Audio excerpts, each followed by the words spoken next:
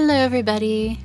It's time for the next part in the series of making a Doctor Who themed scarf. Whee! This is the part that takes the longest but is also the most fun to see where it goes, since you get to see the colors and it starts looking like an actual interesting thing, so that's always fun.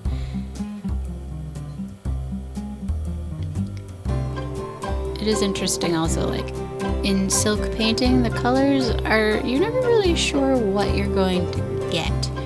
Like, you might think that the color you made is darker, but then you put it on the scarf and it's barely a color.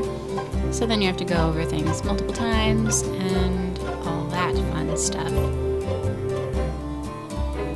Also, sometimes you make gray and it looks brown until it dries and then it looks gray again. But it's really weird during the process because you're like, did I put brown in this? Or did I actually put black? No, I put black.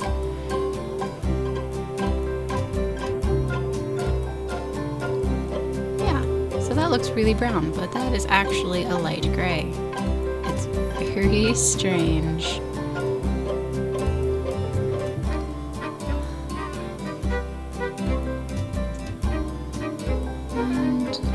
Some things needed a darker gray and some things needed more of a black, so it was interesting trying to figure out how to get that color without just using black completely, because that would use way too much of my paint and that would not be good because then I would be out of paint and I'm poor, so it's hard to buy more paint because silk paint is kind of expensive.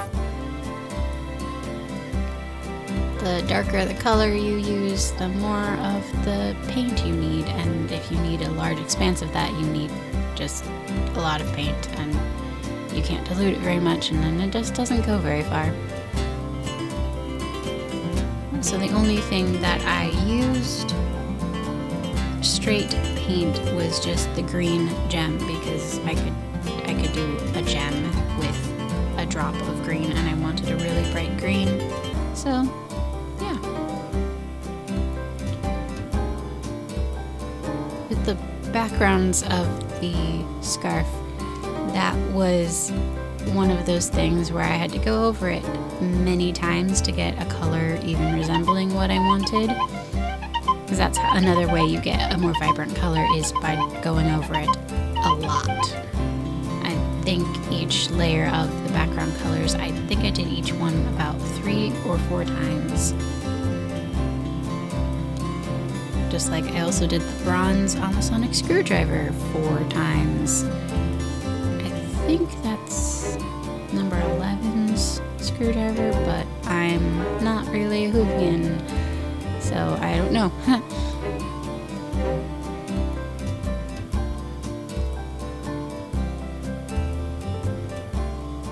The colors for the background of the scarf were interesting because I wanted it to be kind of spacey, but I didn't want just blue and really dark blue and black and that sort of thing, because 1, it's way too much paint, and 2, it's not as interesting compositionally with a blue TARDIS and a blue Dalek and then blue everything else.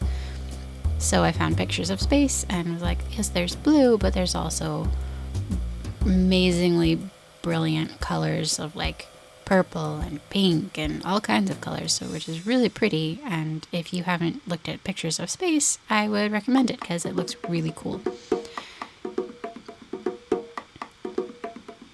But it definitely took a lot of coats to make a pretty color in the background.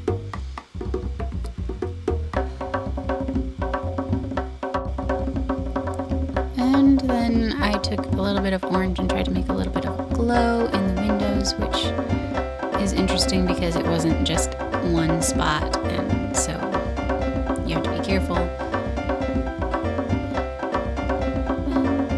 And then I got to undo all of that stitching that I did before, which goes a lot faster. So much faster. It's nice. And then you roll it up in a piece of paper, and then you put it on the stove above a steaming pot of water.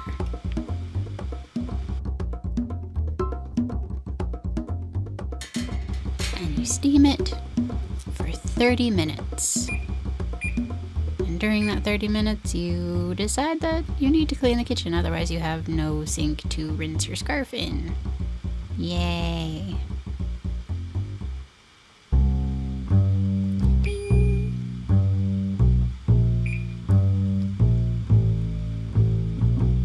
You take it out of the paper and then you rinse it.